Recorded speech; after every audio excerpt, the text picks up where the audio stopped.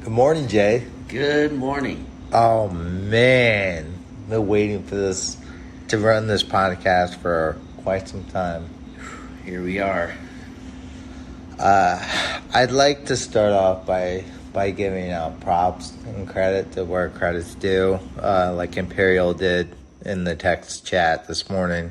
Congratulations to all the division winners. Congratulations to all those who made the playoffs. I got to start off by saying, as far as on my behalf goes, it's the first time since I've entered the league that I've won my division, and I'm so ecstatic to be able to say that. Obviously, my goals go farther than winning my division, but I just kind of took a step back yesterday, even though Redbird handed my ass to me 10-3. Which seems to be a theme this year, but hey, I played in one of the two hardest divisions, so I outlasted them. I got the 2 seed and I won my division. I'm thrilled for the opportunity to play the hottest team in the league this week and Funked Up. Jay, you won your division. Congratulations. Thank you. Yeah, it was it's an accomplishment. That's definitely an accomplishment any way you cut it. And having to play all those teams in the last few weeks and playing Isotopes this last week, who was the only one really that had a chance to take over the division, and he got closer to that. He would have had to beat me 16-0 to knock me out of the playoffs. So it was not 100% guaranteed, and he got a lot closer to that. He got too close to that for my comfort. If my memory is serving correct, weren't you down 15-1 at one point in time? Yeah, last week? he basically totally out hit me. Now I came almost all the way back. My team didn't hit well early in the week, and I had a good weekend and brought it to We had the same batting average at the end of the week, and he won the tiebreaker on that one. But and I just I put myself in Isotope's shoes. God bless him. It seems like every year one of us is knocking each other out of the playoffs, and it's happened. He's been on the receiving end of that several times. And I'm going to be honest with you. We talked about rivalry week before. It's a little bittersweet each time. We talked about what a true rivalry is, and I don't know if what him and I have is. I mean, obviously, we're all competitors. We all want to win. I want to win every single time, and there's just no let up there. It's a little bittersweet in that way, but I'm turning the page this morning, and I'm looking at the playoffs. Anyways, I was about to change the subject, all right. but That's okay. So, I wanted to give you a little time to talk about a couple things here. I wanted to take a few moments here in a minute to talk about a matchup with Stitches, but before I go there, I wanted to ask you, because I kind of already summarized how I'm feeling right now after winning my division and going into my matchup with Funked Up, but I want to know something, you have the task. Okay, so let's get this out of the way. You won your division, you're ecstatic, that's good. That's what we start the year up. Everyone's goal should be get in the playoff, win your division, get in the playoffs, hopefully by route of winning your division. Right. But either way, you did it. You accomplished both. However, you now have the task in the first round of playing Eagle Ridge. Yeah, that's now, right. Depending on who you are, I think some of us would have certain mindsets. But I want to know, Jay, are you feeling more... And I'm going to make this black or white. Are you feeling more excited or queasy this morning? I'm 100% feeling more nervous than I am excited. And why wouldn't I? I mean, just the matchup. But also, I mean, I knew it was going to be probably like you or Luke or Jake that I was going to be playing against. It was pretty much, it seemed to be pretty much going between Luke and Jake. There was a lot of jockeying for position at both the top and the bottom of our top 8. But feeling mostly nervous, I think that's the appropriate feeling here. I think that any, to be honest with you, I didn't really. I don't want to say I didn't feel excited at all, but this is obviously it's like that's like you said, that's the whole goal, to make the playoffs, and obviously I'm super happy about that somewhere inside of me, but I just pretty much immediately turned the page and because I knew like last night and like the last couple of nights that I'm like, okay, I haven't prepared for any one team individually really, because you really didn't know for sure who you were going to be playing, but that's pretty much what your focus becomes at this point. So, sat down and looked at the week to come and looked at Eagle Ridge, his offense and his probable starts for this week, and there's not a lot to be excited about there for me, to be really honest. Well, little foreshadowing here. We are obviously going to preview the matchups in detail a little bit later on in the show. I just wanted to get your hot take on that, Jay. I appreciate you sharing that on here. I want to take a minute and talk about. I owe him this. Stitches. I owe you a couple of minutes. So, my 3 matchups with you this year, you beat me all 3 times. Good job. Maybe Luke and Jake can look up. I don't know that there's ever been a division winner that's been beaten, then swept by other teams in his division that he won. But that was to be honest with you guys, I lost 2 out of 3 to Redbirds. So technically, my overall record in my division was 4-5. Wow. Statistically, the category I was more like 500 because the ones I won pretty good, but all of my losses were pretty close too. But I do want to say congratulations, Stitches. You played some of the best. Those were some of the best chess matches I've had, and I feel more prepared and equipped to take on Funked Up and hopefully prevail than I would have had I not lost to you 3 times. I think if I would have beat you once or twice, I'm not sure I would be feeling the same way. So I don't want to go on forever about this, but our matchup a couple weeks ago was epic. And this is why we played the game. I found myself down 15-1 going into Tuesday morning. You had one of the most amazing Monday nights I've seen. And then, I threw the kitchen sink at you for 6 days after that. And I saw it unfolding before my eyes going into the weekend. I had all of my pitching lined up.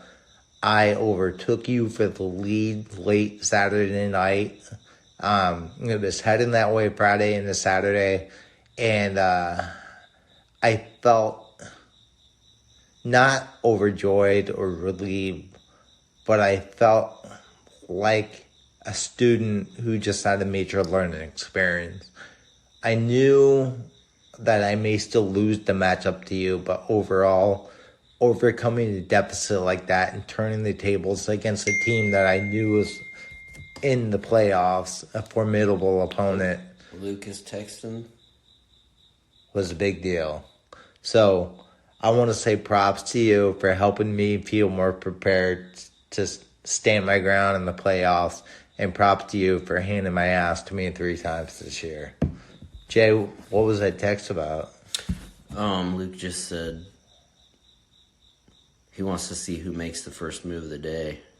every day this week. I was gonna say it's already happened. Oh, there's lots of players on waivers right now, and I guess I can say, since I'm on the top of the fucking waiver wire of everyone that's in the playoffs, that I could tell you what I'm going to do right now. Do you want to text Luke? Going into tomorrow? Do you want to see if he wants to? Yeah, he's texting you right now. You're right. You He's want to awake. see if he wants to come on? Well, let me just say, after your comments just there, that, and like I was saying earlier, like, and I don't want to be like a Debbie Downer or anyone that is like feeling this like lack of excitement from me, because there's plenty of excitement. I mean, obviously it's all about the matchups, right, every week. But this season has been so freaking harrowing, dude. I went back and looked at all my matchups from this year, and this just goes to the parity and the competition in the league right now, you know. But it's been a freaking battle every single freaking week for this whole season. And honestly, if you look at, and we talked about this before, how, you know, really it's just been the last couple of months that I've been able to produce the winning record that got me the division and finally got me out in front in the division. It has been a freaking battle, and I've lost big a bunch of times this season, a bunch of times. You know what I mean? It was just, I went back and looked, and I'm like, I don't know how I got a winning record out of this. It's been a hell of a season, dude. There's just been there's been no reprieve. There's been and not that there ever usually is any, you know, like easy matchups, but just the reprieve of, like, you know, having your roster too be like kind of solidified. And at this point, you know, I'm pretty entrenched in my positions. I mean, but, you know, I don't know, man. It might have to be some, just like Luke said about moves, there might have to be some big moves made this year.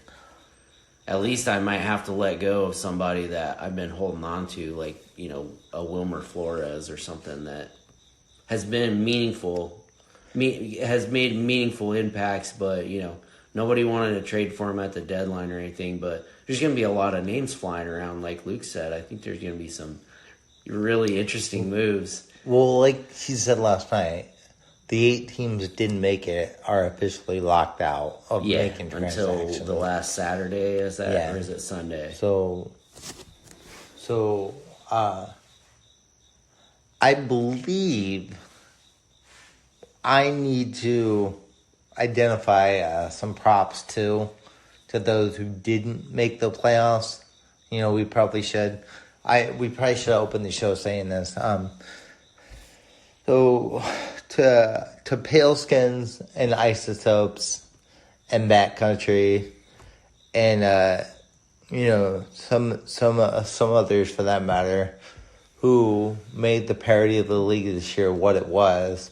I don't think that we can go back to us. We will. I just came up with a thought in my head about circling back to see how we predicted the pretender versus contender and who would make the playoffs in the beginning. But I want to say congratulations to them, even though they didn't make the playoffs.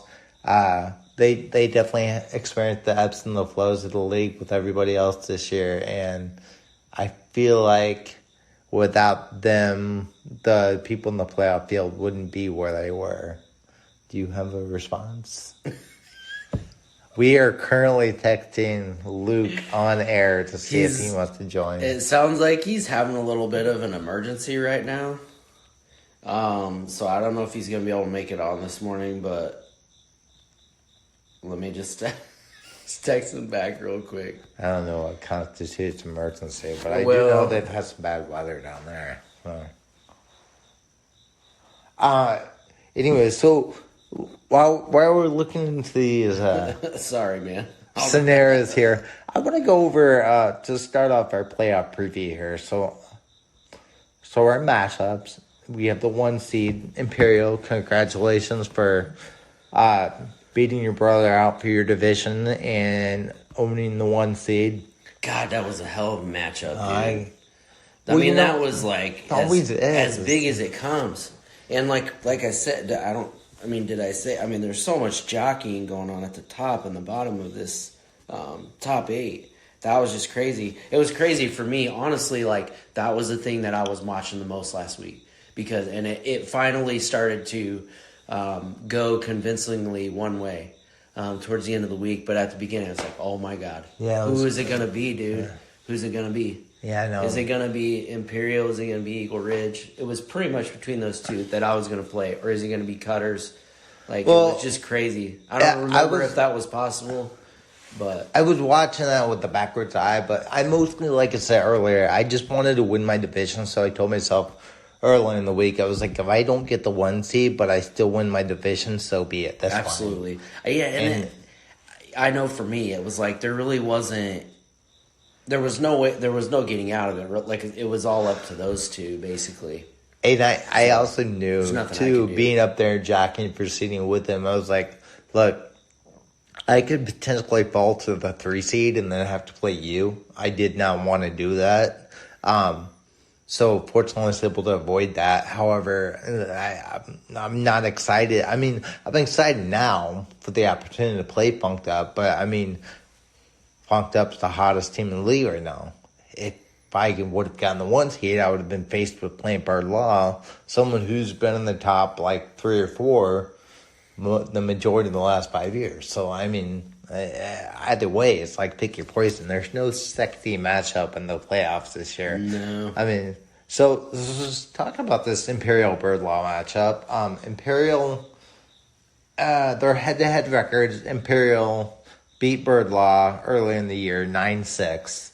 So, I don't know. Do you know what the tiebreaker advantage is in the playoffs? I'm sorry? Is it the tiebreaker advantage in the playoffs? Is it head-to-head? Or is it a regular season record? What? I don't know, but maybe you should check our source on that. If it, I believe it should be. I believe it is head-to-head record against each other. I think it's been for a while. I think in this league, how it should be. But so Imperial likely playoff tiebreaker. Oh yeah, it's best regular season record versus opponent. So Imperial has the tiebreaker in this matchup. So, Bird Law. When I look at this one, I'm looking at it right now. I think if Bird Law is to win, let's see how he's looking. Sorry, I'm taking a live look at his team on air here. Yeah, the hot hand is Adam Duvall, who's hit 10 home runs in the last 30 days, 8 in the last 2 weeks. So he's been able to infuse, some hot hitting into his lineup. I mean, he's not blazing hot right now, but everybody is hitting for a decent average. So I think that, I don't know that there's anybody besides Trevor Story who, is obviously later to the game than all of his other hitters, who maybe needs to ascend, arrive for him to just be making an impact from top to bottom. But looking at his pitching, I'm not sure. He doesn't have anyone lined up to start today. So here's the thing. Yeah, it's like me and Luke. Nobody's starting till like Wednesday either. So that's because all the pitchers are starting for me every day. Right. Anyways, when you're in a one-off, there is basically okay, so he's got 3 guys going tomorrow. Yeah, Woodruff, Kershaw. You almost can't look at the rosters assembled head-to-head. It's basically, what are the matchups this week? That's why we always talk about, those of us who played fantasy baseball long enough to know, it doesn't matter the team you assemble. It's all about you grinding it out, like it's been said throughout the year, and getting favorable matchups during the playoffs, and then luck from the fantasy baseball gods. So this really could go either way. He's got 3 good matchups though tomorrow. He's got Brandon Woodruff going against the Pirates, Kershaw going against the Marlins, and Bryce Miller in Cincinnati. That could be dangerous, but I could also see that going really well. I could Yeah. see him putting up a double-digit strikeout game against. That's how those. I feel about pitchers going against Cincinnati this week. Is you gotta get some decent matchups somewhere, and it's decent. It's not it's not the Dodgers, and it's not you just gotta at this point you gotta take something middle of the road like that if you're looking to add a start or something like that. Cincinnati is obviously they're in a playoff hunt. But they're young and hopefully maybe pitchers could take advantage of that or something. Just be competitive. Yeah, Catch them on a bad day. Got the 3 there. I'm looking at Jake's too. Imperial starting with a couple of nice matchups. He's got Barrios in Oakland and Savali at home against Boston. I'm looking. The starters, I really think this matchup's going to go either way. I can't, it's too close to call at this point. Like, I can't call anything, like, prediction-wise. Are you feeling one way or the other? Well, I mean, looking at that, I mean, Jake is... It's favorable that he's got Kansas 2 guys going on Monday, 2 guys going on Tuesday, and then they're all gonna pitch again over the weekend. It appears if the projections are. What's that? He's got 1 guy on Tuesday. Oh, did I? I just saw he had 2 on Sunday. This coming Sunday. So I just assume. Let's see. Is there not? Got 2 on Monday, 1 on Tuesday, but lost 3 on Wednesday. It's 3 on Tuesday against the Royals. Yeah, I mean it's. I really think this is gonna go either way. So we will make predictions later on. Right now, we're getting our first glimpse at the matchups. So, anything about this matchup? Jake is jaking right now. And his team has had a lot of homers in the last 2 weeks. And that's obviously bodes well. I mean, it's like if you can continue that. But Jake got his ass handed to him last week. They funked up. It was like 13-1. Mm-hmm. So, I mean, anything can happen, right? Absolutely. Oh, yeah. So, I'm leaning towards him right now after looking at it. Well, yeah, he's the 1 seed. We should. But we're also in the media for this league, so we gotta look for an upset special. That's true. We gotta look for. We gotta say something sensational. Yeah. So obviously, all right, moving on. So we got my matchup with Funked Up. I think for people speculating, I might be the sitting duck to get knocked off in the first round. I personally don't feel that way. Funked Up's offense is red hot. It has been. But like all things, there's an end to everything. Yeah. And I've seen, I played fantasy baseball long enough to know it's usually that. Like falling off of a freaking cliff. Yeah. I've seen teams get blazing hot, and then all it takes is about a week or so. And then it's like once that team's offense cools off, the whole wheels of the wagon fall off, and they look like a completely different team. Obviously, I'm hoping that's what happens with Punked Up this week, but, I will say strategically, look, I talked about this in other podcasts. I've texted about this in the group chat. I'm not going to go on a tangent here and there for longer than a minute, but I coincidentally got up at 3 a.m. this morning to go to the bathroom, and I was like, you know what? I better grab my phone because Funked Up's probably on there. Yeah. And boom, transaction goes. I'm like, oh, shoot. So I hit probable. I took the 2 probable starters. I have zero intention of playing them tomorrow. I know you've been doing this. Which is, I'm trying to limit his opportunities to stream against me. What's he do right away? 301, boom, takes Jordan Lyles. Jordan Lyles, bad year, bad team, but he threw a quality start last week. 6 innings, 7 strikeouts. There's always that potential. He's got that Bronson Arroyo possibility where, half the time he's going to be really bad. The other half the time he'll give you a quality start. Might be a poor one, but he'll give you a quality start. And he's got a good matchup on Wednesday. So, he is doing his stuff. He's tying this out during his run. His offense has carried his team. And with his pitching, he is just out.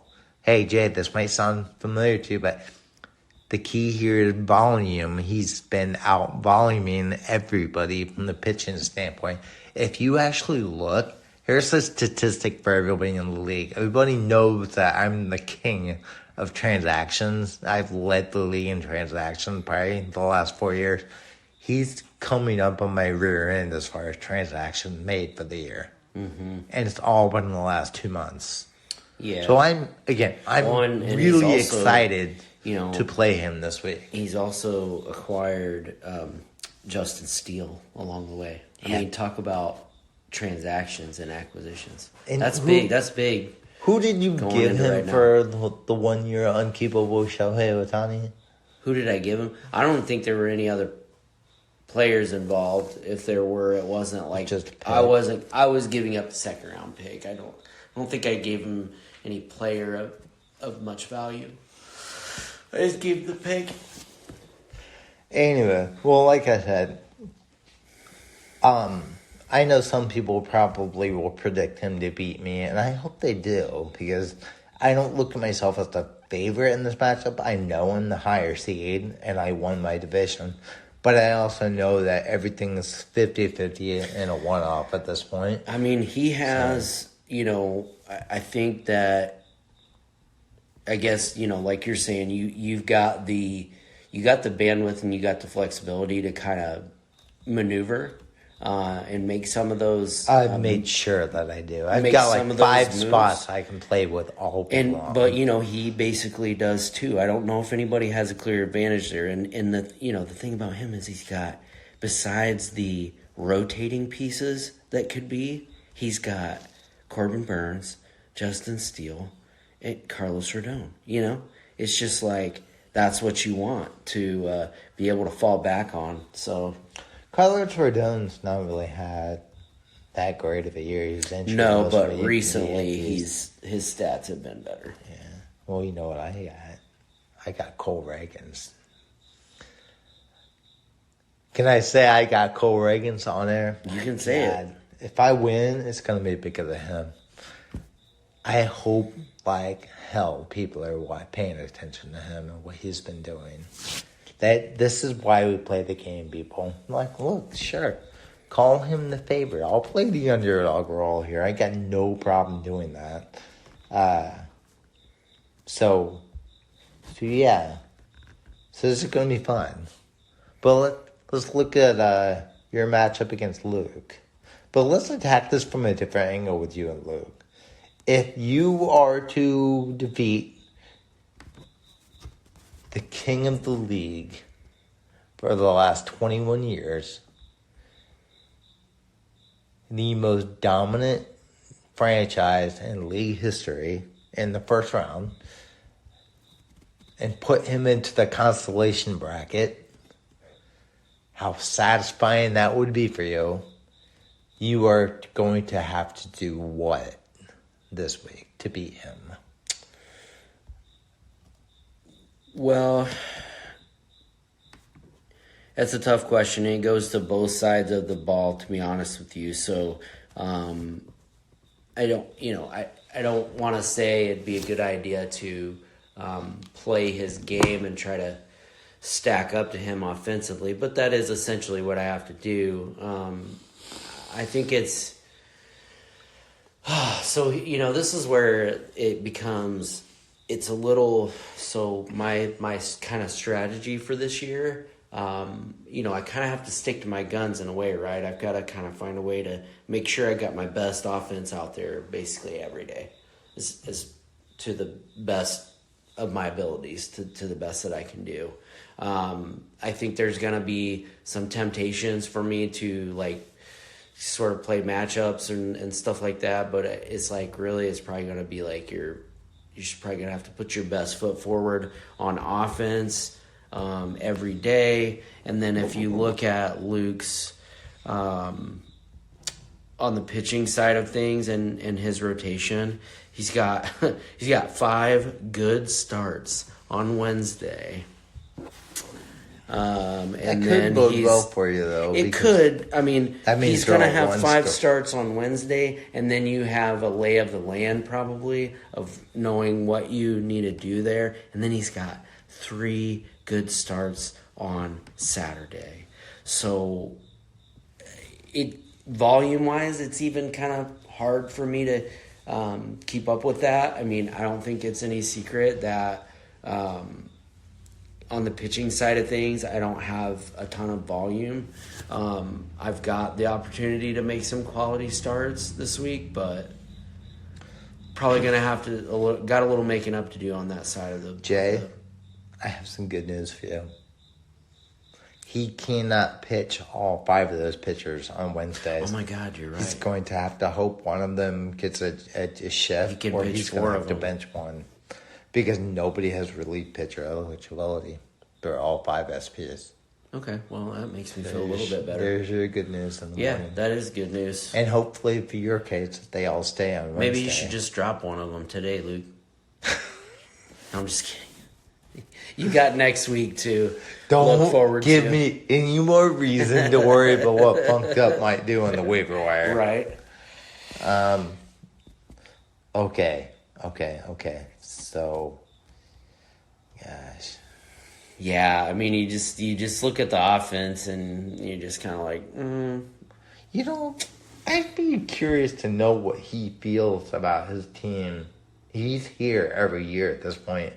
If he feels any differently or if this is just another year for him. I'd venture to guess that he might feel a little insecure going in this year. There's so much parity in the league. Sure. And I don't think he feels as strongly about his team as he has in years past. He didn't win his division title.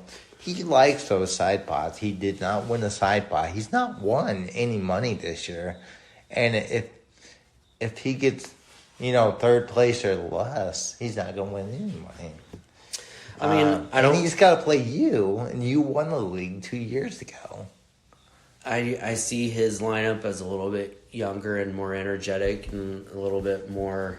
None of them are wild cards or anything like that. It's actually, well, except maybe the utility spot, which he's gotten, tons of production out of. I don't know how much he's been able to start Davis Schneider. I'd have to go look back and look at his lineup every day, but there's no. I mean, really, if you look at it from top to bottom, does he really have anything to feel insecure about? I mean, besides the fact that internally in his own mind, he's had to, bench Ezekiel Duran and just find better options, right, to fill out his lineup. But he's obviously been able to do that. He's got 2 catchers, as I do. So there's really no... there's no holes there, and there's no clear advantage on my part. You could stack everyone up next to each other, and you could do the whole, just kind of like my guys versus your guys, right, at every position, and who's gonna kind of win out there. But Jay, I'm gonna make this simple. I didn't realize how deprived of pitching you are. Well, yeah. However, you've got flexibility, but you're gonna be getting up early to stream if you want to stream, but well, I'm on top of the waiver wire as well, so there's one that I could do without. You've got flexibility. You don't need to have the upper hand as far as SP outlook goes to be successful. Sure. You're off if you're going to win if you out hit him considerably, and if Romano and Hader, let's see what their matchups are able to just, Romano and the Blue Jays are in Oakland, Hader's Philly, and it's at home, and then you got some Holtz guys over here, Payams. I think I was a little worried about Hader's usage going into the playoffs Yeah. because they're just not, the Padres are essentially out of it. Obviously, they've got everything to play for every day right now, and they're going to try to win games. He's going to be out there to get the save at least this week, right? Until you're completely mathematically out of it at some point. I've been worried Which they about that will with be at Ohtani. some point in September. Huh? I've been worried about that with Ohtani, the hitter. Yeah. How long is he going to keep hitting? I feel like they might just shut him down because... Well, I was fortunate enough that but I'll see that I'm sorry not to go off your matchup, but that's what I meant to say. So, like, for those paying attention, like, there's a reason that I've lost a lot recently, and it's because Ohtani, the hitter, Matt Olson, the top 2 home run leaders in the league, have gone ice cold over the last 4 weeks.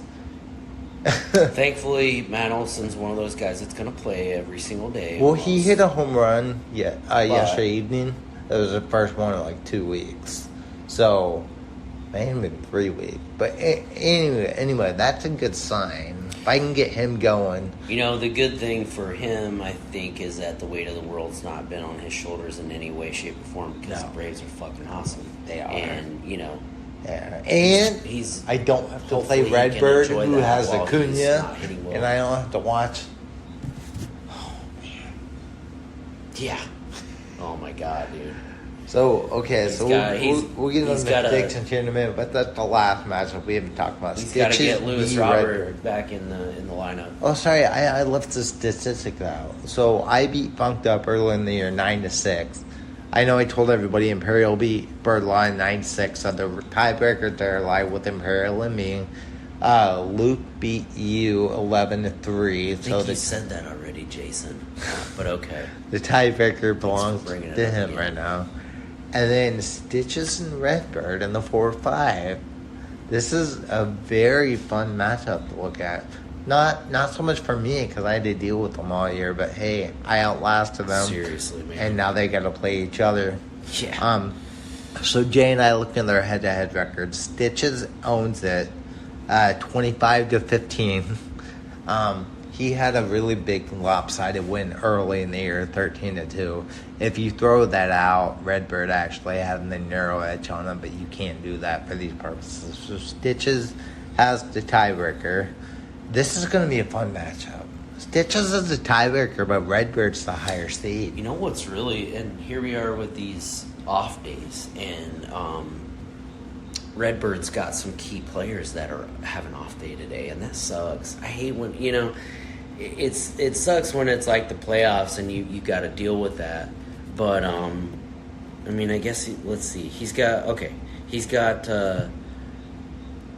Tavares that he can plug into center field today. Let's see if he can fill his lineup. Let's see. Robert is...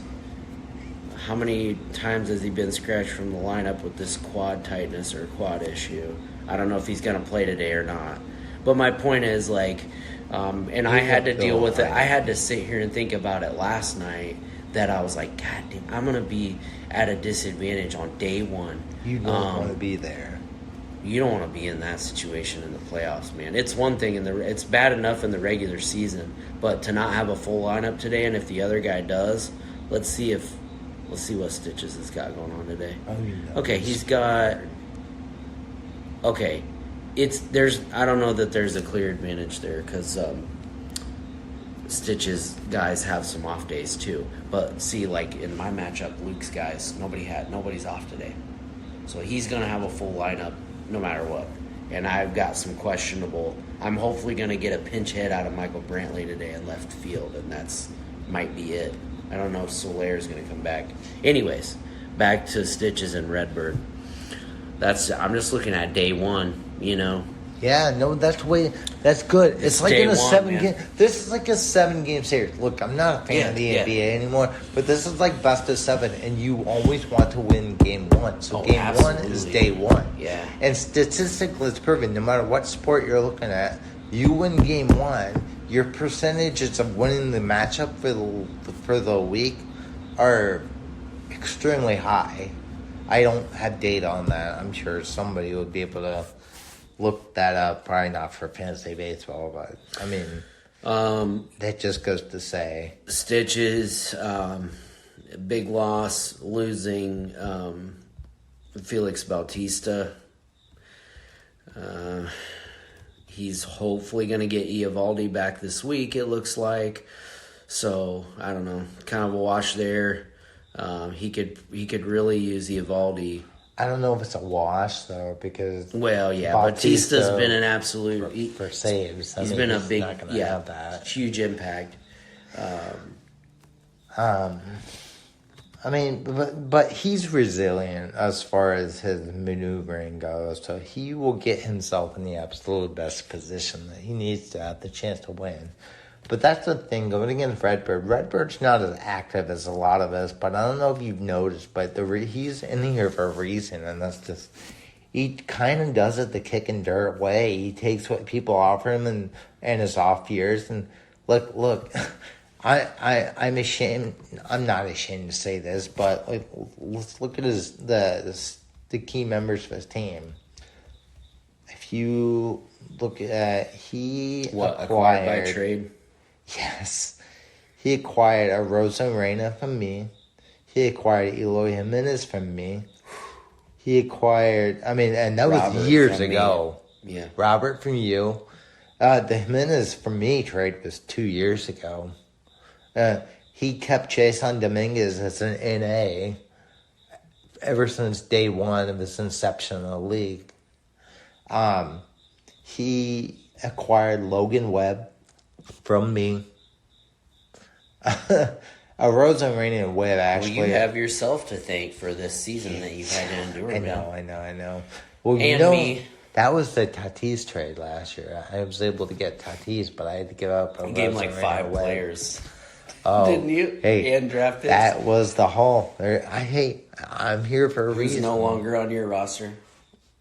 Actually, to be honest with you, look at it this way.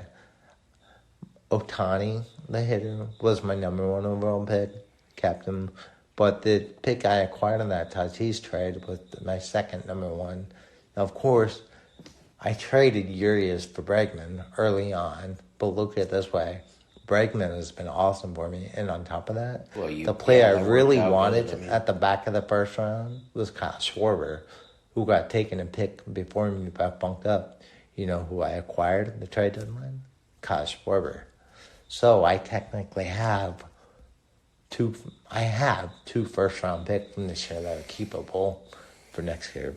Yeah, I'm envying that Kyle Schwarber. Oh, that's the other thing I mentioned. Ohtani also really cooled off. Him in left He's field like right now. number 3 home runs guy. So, man, if those guys can just get going, it's gonna. But that's for everybody. Everybody can make that case for their team. Yeah. So this Stitches Redbird matchup looks fun. I'm gonna say it's the most exciting one so far. I just think it's gonna be an absolute battle and a fireworks show, maybe even. Redbird might make a few moves. I feel like if he makes a few moves, then yeah. I will say a disadvantage to him is he had 3 pitchers going on Saturday, which means there'll only be 1 start. Yeah, and look at all these off days for him on Monday with pitching. So yeah. What does he got? 2 starts on Tuesday. Kyle Hendricks against the Giants and Quintana. Oh, man. Against the Nats. So what's Acuna's matchup this week? Who are they playing? I should know the Cardinals for 4 games, and then the Pirates. So he gets to go against Cardinals and Pirates pitching all week. They're at home. The Braves are at home the whole week. I think we kind of set ourselves up here to have a little fun here. Let's make picks individual of each other. We can even call our own matchups. That's fine. We'll go through each matchup and we will predict who we think's gonna win and why, and then we'll hand it over. Jay, let's start with you with Imperial and Bird Law. I'd like to know. The league would like to know who you predict is going to win this matchup and why. Imperial's a regular season champ. He's got momentum going into this matchup. I think he's got everything going for him at this point, so I'm just going to short answer it as Imperial. Okay. Just going to keep it short and sweet. No disrespect to Birdlaw. He's done a great job getting to where we are right now. It's just like, just looking at Jake's team, it's like he pulled out a convincing victory by the end of the week this last week, and it was, I mean, I'm sure I'm not the only one paying attention to that he was able to pull ahead of Luke and in fairly convinced. I don't want to say it was like I'd have to look at the stats, but I mean, score-wise.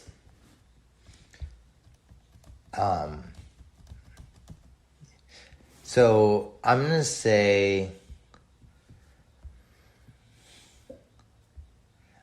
I'm actually going to say I disagree with you on this one. I'm going to go with Birdlaw, and here's why. This is a one-up at this point, and their pitching actually is 50-50 because, like myself, Jake has lost some of his volume off his pitching. He expected so much more from Reed Detmers.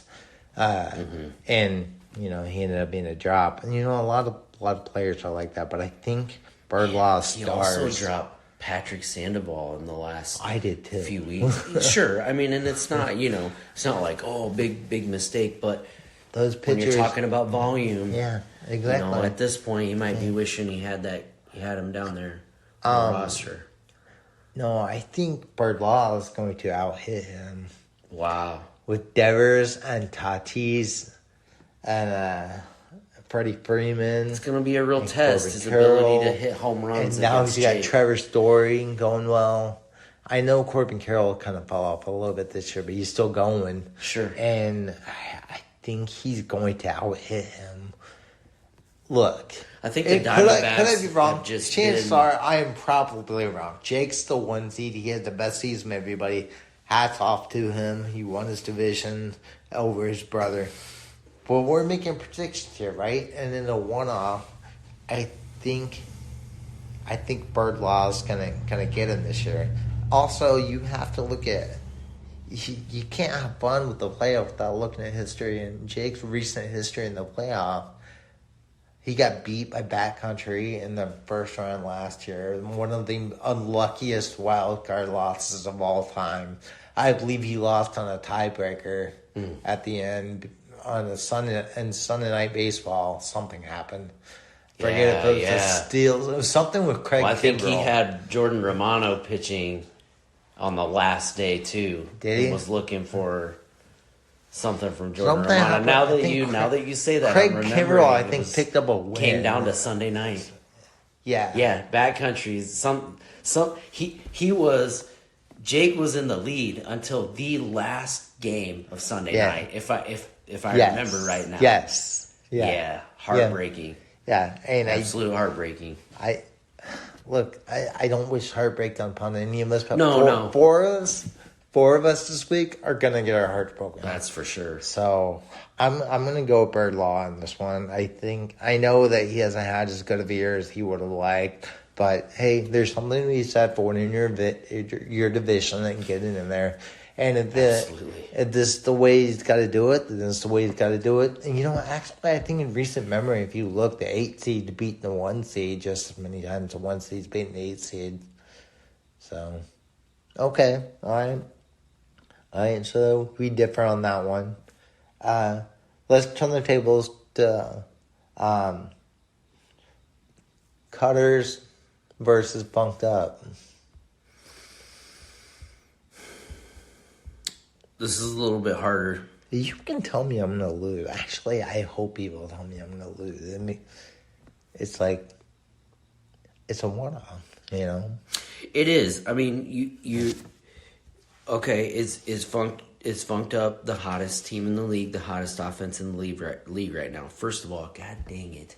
I wish we said we were going to talk about trinkets today, and I think I don't know if we're going to be able to. I think we might have to come back. Yeah. Hey, we might have Jake, to come we back have an in a week. episode for you in the future. We're going to talk about trinkets. Well, I need to because talk about a it's trinket our right favorite now, and toys. his name is Eddie Rosario, and he was one of my favorite trinkets. And I waited and waited through a lull, in his production, and maybe even playing time, and I held on to him for weeks because I knew that he was basically the best option out there, and that I should hang on to him in left field. And I'm kind of fucking pissed off that I didn't right now. Because, now a guy like Funked Up has got those pieces on his roster that he could plug in at any moment, and they could hurt you. They could hurt you bad. So, anyways, is he one of the hottest teams right now? Yes. But I'm going to be honest. I'm looking here, and if he doesn't get those major contributions from those guys that are so hot right now, I think he's at risk. Yeah, I'm gonna say that Cutters is gonna ultimately prevail in this hitting matchup. I don't think he can keep this torrid pace up. I don't think Cody Bellinger can keep this torrid pace up for another 2 weeks. That's my prediction right now. I mean, I hope like hell. Cutters wins a close matchup. Okay. I hope like hell you're right, obviously. Calling my matchup here, I know what I'm doing. I know, like, I don't hold the keys. The fantasy baseball gods hold the keys to our matchups. So I'm going to keep doing what I do. I'm going to run out the roster that's got me there to this point. And I'll tell you, if Ohtani, I don't think I need all of them. If Ohtani or Olsen or Schwarber or Stott, or Merrifield, any of those guys that have brought me here, I just need a couple of them to get hot this week. Mm-hmm. I think my pitching is lining up well, and that's why I'm confident. I got my best pitchers pitching today and tomorrow. Now, you picked up Alejandro Kirk the other day just before I could do it. And that could end up being a big move for you because of the injury to Danny Jansen. I mean, it would be different if they were both do that playing. On purpose. I was looking at the matchup thinking I might get 3 to 4 starts out of him, but then Jansen came out hurt because Kirk had gotten hot the last couple of days, and so I was like, okay, I'll pick him up. I just been streaming catcher, so I saw that. Hasn't hit any homers yet during that time, but no, who cares? You want 2 for 4 every day? I'll take that. Yeah. Take 2 for 4, 4 days out of the week. But he could be playing 5 days this week. Oh, that could end up being a big without move for you. giving thanks to Alex Bregman. I know he's a villain in a lot of people's lives, but he came through for me so many your trade times was this year for what you wanted to do. I think it was great, man. So I'll give you all the credit for that. Like Jay said, bumped up the hottest team in the league this year, but I like the way my pitching lines up better, and I still feel like besides him, what goes up who's must come got down. some of the hottest hitters in the league right now? You got Teo Hernandez with 6 home runs in the last 2 weeks, and Schwarber with 7. So if anybody's going to stack up to that, what's going on with Brandon Belt? Back tightness. I dropped him. Oh, you dropped him.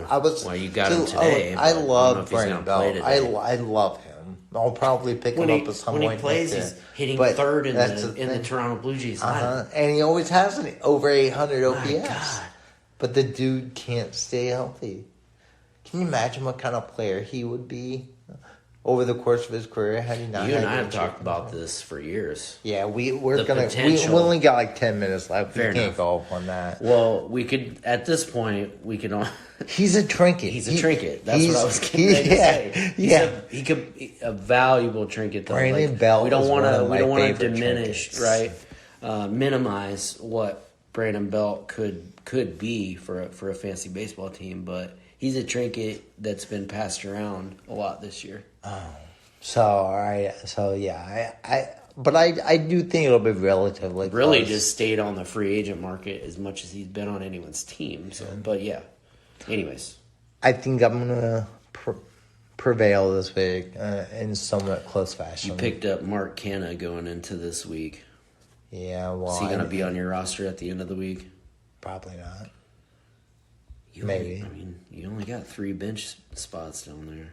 I usually only go with 2. Yeah. So maybe. Yeah. We'll see. So, anyways, moving on to Jay and Luke. Now, I actually think you're gonna win this week, Jay. I think you're gonna take Luke down, and the reason is when I look at Luke's pitching, he doesn't have the 2-star pitch. Now, there's another segment for another day. 2-star pitchers have been very hard to come by this year with the way they go to 6-man rotation and monitor people's workloads and stuff.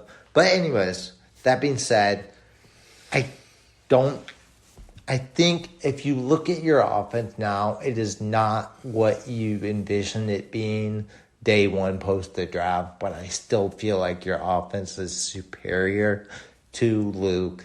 And I feel like if you just get some adequate pitching, whether it be relief, if you pick up 3 pitching categories, I think you're going to win because I think you're going to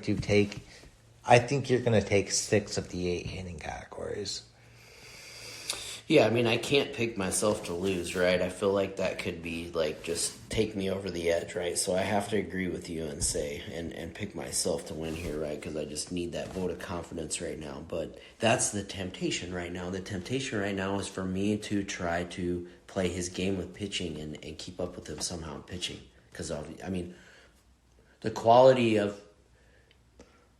I mean, the guys that I'm going to have going, they're good. Look, he's going to try to keep his ratios low. He's got like 3 more of them at this point. Right, exactly. Right. So you can either be worried about that or you can just do your thing and focus on how the week plays itself out and then take advantage of the categories that you have an opportunity to take advantage of. You won't know that until Friday or Saturday. That's the advantage of like him not having any starts until Wednesday, right? Yeah. And at that point, 4 of them are done, and yeah, you have kind of lay of the land. So, but that's that, man. It's gonna be a knockdown, drag out fight on offense. So for the record, we're both picking for you. My dog on life. We're both picking you to dethrone. Well, we're not dethroning the champ because he didn't win last year, but the biggest juggernaut in this league's history.